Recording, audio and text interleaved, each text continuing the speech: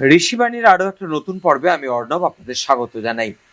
আমাদের সঙ্গে আজও আপনাদের জীবনের নানা প্রশ্ন, নানা সমস্যার সমাধান নিয়ে আলোচনা করার জন্য উপস্থিত রয়েছেন শান্তনু শাস্ত্রী।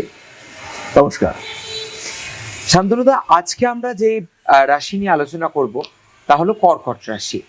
তো এই কর্কট রাশি নিয়ে আলোচনা করতে গিয়ে প্রথমেই আপনাকে যেটা বলবো, কর্কট রাশির সম্পর্কে আগে একটু আমাদের দর্শকদের কিছু বলুন। কর্কট হলো আমাদের কালপুরুষের চতুর্থ রাশি। চাঁদ এই রাশির নিয়ন্ত্রক বা অধিপতি বলা যেতে পারে।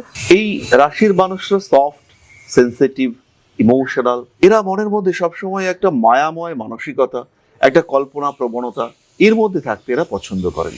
ভীষণ স্পিরিচুয়াল। এবং কর্কট রাশি বা লগ্নের মানুষরা এরা খুব দ্রুত নিজের অন্তর্মন, কুণ্ডলিনী এর সঙ্গে সম্পর্কযুক্ত হতে পারেন। তুমি দেখবে বহু মানুষ রয়েছেন যারা অনেক কিছু উপলব্ধি করতে পারেন। এই যে সমস্ত মানুষগুলো এই উপলব্ধি করতে পারেন, এদের মনের বিস্তার কিন্তু অনেক বেশি। এদের সাবকনশিয়াস মাইন্ড অনেক বেশি অ্যাক্টিভেটেড হয়ে থাকেন। আর এই মানুষগুলোর মধ্যে বেশিরভাগ কিন্তু কর্কট রাশির মানুষই হয়ে থাকেন। এদের আধ্যাত্মিকতার লেভেল সেটা কিন্তু সম্পূর্ণ আলাদা একটা মাত্রায় থাকে। আর চন্দ্র প্রভাবিত হওয়ার কারণে এরা ভীষণ সফট। আর এত সফট হওয়ার কারণে এদের মধ্যে পারিপার্শ্বিক বিভিন্ন এনার্জিকে রিয়ালাইজ করা, ফিল করা এটা অনেক ইজি হয়ে দাঁড়ায়। ফলে এদের জীবনে পরিবর্তন, দুঃখ, কষ্ট, প্রাপ্তি, সুখ বারবার আসতে থাকে। প্রকৃতি যেন এদের সঙ্গে খেলা করে সব সময়। আর তার জন্য কখনো কর্কট অত্যন্ত সুখী হয়ে ওঠে, খুব হ্যাপি। এরা জীবনের তৃপ্তি অনুভব করেছে। আর কখনো কখনো এরা ভীষণ কষ্ট পেয়ে থাকে। সুখ যেমন আনলিমিটেড, কষ্ট সেটাও কিন্তু এক্সট্রিম। আর এটাই হলো কর্কট। এরপর যেটা জিজ্ঞেস করব, কর্কট রাশির মানুষের সবচেয়ে বড় আধ্যাত্মিক শক্তি কি? কর্কট রাশি বা কর্কট লগ্ন হতে পারে, এরা সরাসরি হৃদয়ের সঙ্গে কানেক্টেড। ফলে স্নেহ, মমতা, পরিবারের প্রতি দায়িত্ব, ভালোবাসা, প্রকৃতিকে ভালোবাসা, প্রকৃতির প্রত্যেকটা কম্পোনেন্টকে ভালোবাসা, এটাই কর্কট রাশি বা লগ্নের মানুষদের সবচেয়ে স্ট্রংগেস্ট স্পিরিচুয়াল অ্যাক্টিভিটি। এদের যে মায়ের সঙ্গে বা ঈশ্বরের সঙ্গে কানেক্ট করতে সময় লাগে তা নয়। এই যে আমরা গাছেদের মধ্যে বসে আছি, কর্কট কিন্তু এইভাবে বসে থাকবে না। কর্কটের সঙ্গে গাছেদের 2-3টে কথাও হয়ে গিয়েছে। তারা ইতিমধ্যে 2-4টে গল্প করে নিয়েছে। গাছ হাসছে, আনন্দ পাচ্ছে, খুশি হচ্ছে, প্রকৃতির সঙ্গে যোগাযোগ এটা কর্কট ইনস্ট্যান্টেনিয়াসলি করতে পারে। শুধু প্রকৃতি নয়, পরিবেশের সব কিছু। আশেপাশে একটা কুকুর যাচ্ছে, কর্কটের কাছে সে কিন্তু একবার আসবে। আশেপাশের ছোট ছোট পাড়ার ছোট ছোট ছেলেমেয়েরা, তাদের সঙ্গে কর্কটের অ্যাটাচমেন্ট সবচেয়ে বেশি। এই ব্যাপারগুলোই কর্কটের সবচেয়ে বড় আধ্যাত্মিক শক্তি। আর এদের মাধ্যমে কিন্তু কর্কট পরমাত্মার সঙ্গে সংযোগ স্থাপন করে। Totally different way. অন্যদের চিন্তাভাবনার ধারণা আর কর্কটের চিন্তাভাবনার ধারণা সেটা কিন্তু সম্পূর্ণ আলাদা। কর্কট ফিল করেন যে অহম ব্রহ্মস্মি, আমার মধ্যেই ব্রহ্মের অস্তিত্ব বর্তমান। কর্কট সবসময় ফিল করে।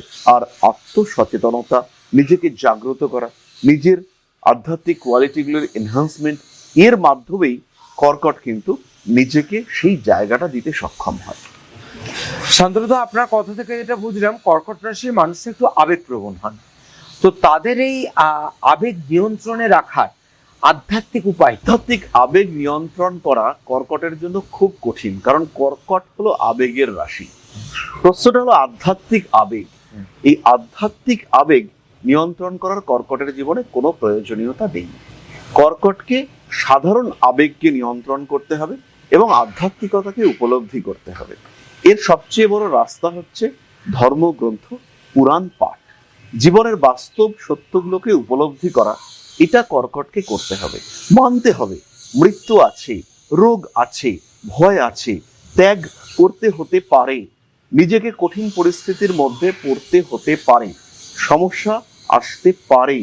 এবং এই ক্ষেত্র থেকে কর্কটের নিজের উপলব্ধিগুলিকে প্রকৃষ্টভাবে অনুভব করবার জন্য ভগবদ্গীতায় একটি শ্লোকের উল্লেখ রয়েছে। এটি খুবই পরিচিত একটি শ্লোক, দুঃখেষু অনুদ্বিগ্ন মনা সুখেষু বিগত স্পৃহা। অর্থাৎ দুঃখ যে মানুষের মনকে উদ্বিগ্ন করতে পারে না, সুখ যার মধ্যে কোনো আনন্দের অনুভূতি জাগায় না, সেই মানুষ তিনি হচ্ছেন মুনি, অর্থাৎ মন যার নিয়ন্ত্রণে। কর্কট রাশির সবচেয়ে দুর্বল অঙ্গ হলো তার মন। যদি কোনো মানুষ আমাকে প্রশ্ন করে যে কর্কট রাশির সবচেয়ে উইক পয়েন্ট কোনটা, সেটা হলো তার মনের ওপরে, তার আবেগের ওপরে, প্রক্ষোভের ওপরে নিয়ন্ত্রণের অভাব।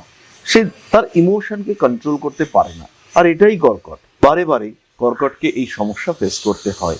এখান থেকে বেরিয়ে আসার জন্য আমাদের যে আধ্যাত্মিক আলোচনা, আমাদের যে পুরাণ, আমাদের যে ধর্মগ্রন্থ, বেদ, এই বিষয়গুলি পড়তে হবে। আর এখানে প্রত্যেকটি ক্ষেত্রেই বলা হয়েছে আত্মা অবিনশ্বর, কিন্তু যখনই সেই আত্মা দেহ ধারণ করবে তখন কিন্তু তাকে মুক্তি পেতে হবে। দেহ বা বন্ধন, এখান থেকে মুক্তি আত্মাকে পেতেই হবে। তাই কোনো মানুষ বা কোনো প্রাণী কেবলমাত্র আমাদের চিরঞ্জীবীরা ছাড়া তারা কিন্তু অবিনশ্বর নয়।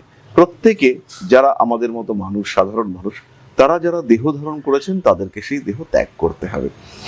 এই বাস্তব সত্য যেদিন কর্কট উপলব্ধি করতে পারবে, সেদিন তার আবেগ, সেদিন তার আধ্যাত্মিক চেতনা সেটা নিয়ন্ত্রিত। সেদিন সে আর ঈশ্বরের কাছে চাইবে না যে আমাকে টাকা দাও, সে আর ঈশ্বরের কাছে চাইবে না যে আমাকে দীর্ঘায়ু দাও, আমাকে নিরোগ করে তোলো। সে জানবে বা কোনো না কোনো জন্মের প্রারব্ধ তাকে এই জন্মে ভোগ করতে হচ্ছে, আর এটাই আধ্যাত্মিকতা। এটা উপলব্ধি করতে পারবে কর্কট।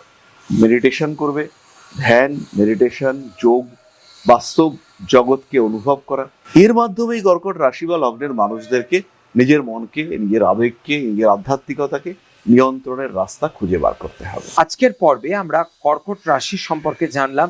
কর্কট রাশির জাতক জাতিকাদের কি করা উচিত, কি করা উচিত নয়, এ বিষয়ে বিস্তারিত জানলাম। পরবর্তী পর্বে আবারও ফিরে আসব নতুন কোন রাশির তাদের পথ চলা নিয়ে, তাদের পথ কি করে সুগম করে তোলা যায় সেই নিয়ে। নমস্কার।